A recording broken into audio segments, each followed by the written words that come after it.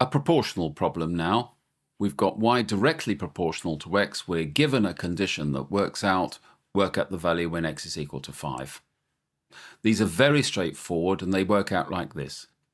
We can say that y is proportional to x. So therefore, adding the constant in and removing the proportional sign, I can say that y is equal to kx. And now we substitute the two values they gave us. Y is equal to 24 when x is equal to 1.5.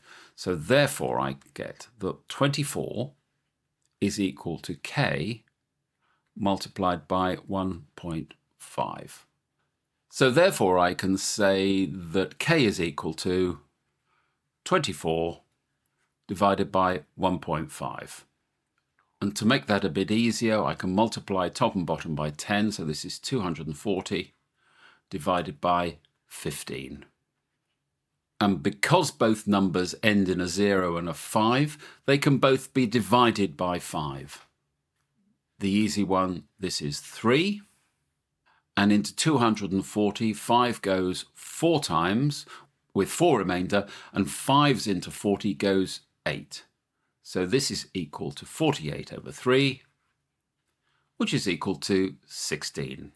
So our equation here becomes y is equal to 16x. What's the value of y when x is equal to 5?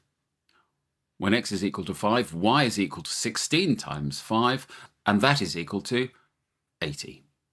And that is your answer.